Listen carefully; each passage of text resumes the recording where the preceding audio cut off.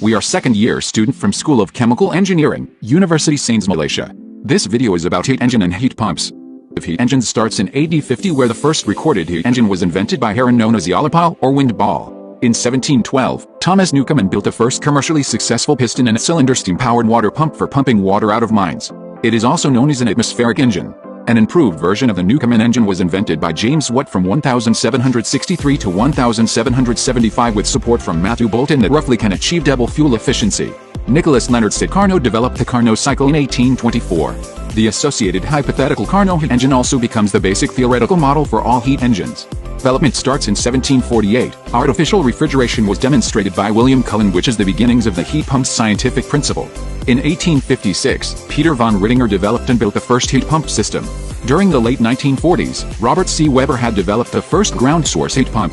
Then, a full-scale water source heat pump is built by John Summer in Norwich in 1945, while in 1983, Lampa Asa built their first heat pump in Lapua, Finland. The development of heat pump technology is continuing with advances in compressor and controls technology. Heat engine is a work-producing device that makes use of the thermodynamics properties to transform heat into useful work.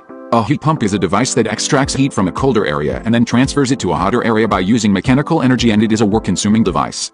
All heat engines use cyclical processes, which means that the system will return to its initial state when a cycle ends. Without heat engines, heat transfers energy spontaneously from a hot object to a cold one. With the presence of a heat engine, it uses part of the energy transferred from the hot object to do work and transfers the unused energy into the low-temperature object.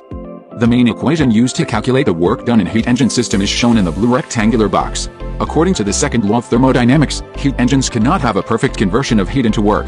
Hence, it is impossible to use all the energy transferred from the hot object to do work. A simple heat pump consists of an evaporator, a compressor, a condenser, and an expansion valve. At the beginning of the cycle, the liquid refrigerant such as Freon that is very cold enters the evaporator coil. Heat is being extracted from the ground, air, or water and transfers to the working fluid, turning it into a gas. Then, the working fluid in the gas state enters the compressor, which increases the temperature and pressure of the gas and forces it into the condenser coils. As the gas temperature is higher than the temperature outside, heat transfers energy from the gas to the outside environment. The gas cools and condenses into a liquid. The working fluid then leaves the condenser coil as a warm liquid. In the expansion valve, both pressure and temperature are decreased. The refrigerant is cooled so that it can absorb more heat and the cycle repeats. The equation used to calculate thermal efficiency is shown in the blue box, while the green box shows the equation used to calculate the coefficient of performance of the heat pump. Carnot cycle involves 4 reversible processes.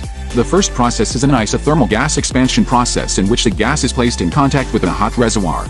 The gas then absorbs the heat, expands, and does work on the surroundings to raise the piston. The second process involved is an adiabatic gas expansion process, where the system is thermally insulated. The gas continues to expand and do work on the surroundings, causes the system to cool. In isothermal gas compression process, the gas is placed in contact with a cold reservoir. Heat is lost by the gas and the surroundings do work to the gas at a lower temperature. The last process is an adiabatic gas compression process. The surroundings do work on the gas and the temperature increases.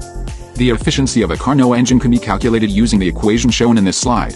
Real engines are less efficient than the Carnot engine because this involves a reversible process due to friction and shorter time taken to complete the cycles.